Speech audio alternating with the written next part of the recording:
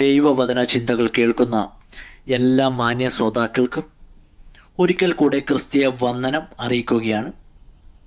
അപ്പോസ്തലപ്രവൃത്തിയുടെ പുസ്തകം 2-ാം അധ്യായം 38 മുതൽ താഴേക്കുള്ള വാക്യങ്ങൾ വായിക്കുമ്പോൾ, പത്രോസ് അവരോട്, നിങ്ങൾ മാനസാന്തരപ്പെട്ട് നിങ്ങളുടെ പാപങ്ങളുടെ മോചനത്തിനായി ഓരോരുത്തൻ യേശു ക്രിസ്തുവിൻ നാമത്തിൽ സ്നാനം ഏൽപ്പീൻ,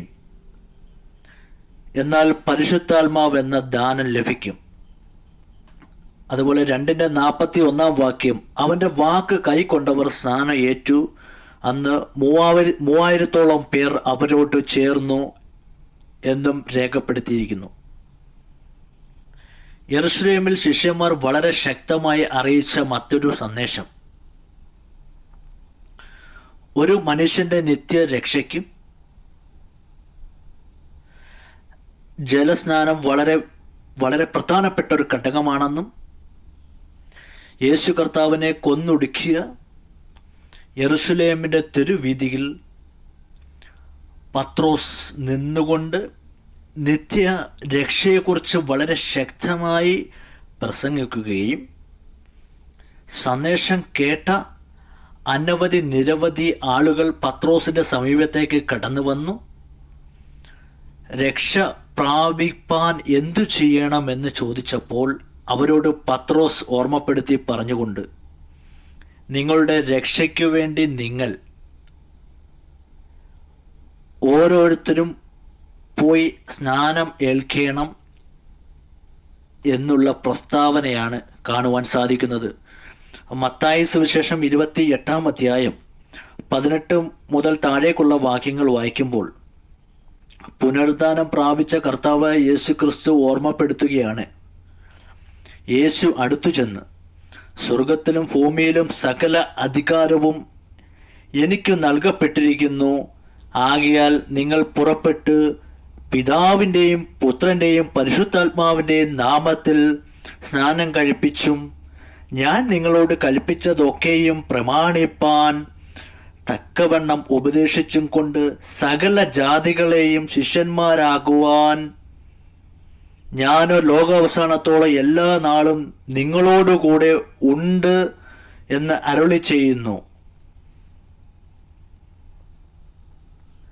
ഈ വാക്യങ്ങളൊക്കെ എന്താണെന്ന് ഓർമ്മപ്പെടുത്തുന്നതെന്ന് പറഞ്ഞാൽ, കർത്താവായ യേശു ക്രിസ്തു യോർദാൻ നദിയിൽ സ്നാനമേറ്റു. താൻ അധികാരം പ്രാപിച്ച കടന്നു പൊയ്ക്കൊണ്ടിരിക്കുമ്പോൾ നിങ്ങളും നിത്യരക്ഷയ്ക്ക് വേണ്ടി ഓരോരുത്തരും യേശു ക്രിസ്തുവിൻ്റെ നാമത്തിൽ സ്നാനമേൽക്കണം എന്ന് അറിയിക്കുകയാണ്. അതുപോലെ മർക്കോസിൻ്റെ സുവിശേഷം 16:16 വിശ്വസിക്കുകയും സ്നാനമേൽക്കുകയും ചെയ്യുന്നവൻ രക്ഷിക്കപ്പെടും, വിശ്വസിക്കാത്തവൻ ശിക്ഷാവിധിയിൽ അകപ്പെടുമെന്നും ഓർമ്മപ്പെടുത്തുന്നു. എന്നെ കേൾക്കുന്ന എൻ്റെ പ്രിയപ്പെട്ടവരെ, കർത്താവായ യേശു ക്രിസ്തു ലോകത്തിലേക്ക് കടന്നു വന്നു. മനുഷ്യരുടെ പാപങ്ങളെ കഴുകിക്കളയുവാൻ വിശുദ്ധരും നിഷ്കളങ്കവും നീതിയുള്ളവരുമാക്കി തീർക്കുന്നതിന്, നിത്യരക്ഷയിലേക്ക് എത്തിക്കുന്നതിനും ആഗ്രഹിച്ച യേശു ക്രിസ്തു യേശുവിനെ കൊന്നൊടുക്കിക്കളയുവാൻ ഇടയായി തീരുകയും ചെയ്തു. എന്നാൽ യേശുവിനെ കൊന്നുകളഞ്ഞവരുടെ മുമ്പിൽ നിന്ന് പത്രോസ് അടക്കമുള്ള ശിഷ്യന്മാർ വളരെ ശക്തമായി ഓർമ്മപ്പെടുത്തുകയാണ്, യേശു സ്വീകരിച്ചതും യേശു സ്വീകരിക്കാൻ നമ്മോട് പറഞ്ഞതുമായ ജലസ്നാനം നിത്യരക്ഷയ്ക്ക് അത്യന്താപേക്ഷമാണെന്നും അത് നമ്മൾ സ്വീകരിക്കണമെന്നും ഉള്ള പദങ്ങളാണ്. ആകയാൽ എന്നെ കേൾക്കുന്ന എൻ്റെ പ്രിയപ്പെട്ടവരെ, യേശു ക്രിസ്തു തൻ്റെ ജീവിതത്തിൽ നിവർത്തിച്ചതും നിത്യരക്ഷയ്ക്ക് വേണ്ടി നമ്മോട് അറിയിച്ചതുമായ ആ വിശ്വാസ സ്നാനം നമുക്ക് സ്വീകരിക്കുവാൻ, ആ നിലകളിൽ നമുക്ക് നിത്യരക്ഷ പ്രാപിക്കുവാൻ നമുക്ക് ഒരുങ്ങണം. അതിന് സർവ്വകൃപാലുവായ ദൈവം എൻ്റെ വചനം കേൾക്കുന്ന എല്ലാവർക്കും കൃപ നൽകട്ടെ. കരുണയുള്ള ഞങ്ങളുടെ സ്വർഗസ്ഥ പിതാവേ, ഞങ്ങളുടെ നിത്യരക്ഷ ഞങ്ങൾക്ക് കരസ്ഥമാക്കുവാൻ യേശു ക്രിസ്തു ചെയ്തതും യേശു ക്രിസ്തു ഞങ്ങളോട് ചെയ്യണമെന്ന് അറിയിച്ചതുമായ ആ വിശ്വാസ സ്നാനം, ആ ജലസ്നാനം ഞങ്ങൾക്ക് സ്വീകരിക്കുവാൻ, ആ നിത്യരക്ഷയെ ഞങ്ങൾക്ക് ചെന്നെത്തുവാൻ ഞങ്ങളെ യോഗ്യരാക്കണമേ. ഞങ്ങൾ അതിനുവേണ്ടി പ്രാർത്ഥിക്കുന്നു. ഈ ദൈവവചന ചിന്ത കേട്ട എല്ലാവരെയും ദൈവം അനുഗ്രഹിക്കണമേ. യേശു കർത്താവിൻ്റെ നാമത്തിൽ തന്നെ. ആമേൻ.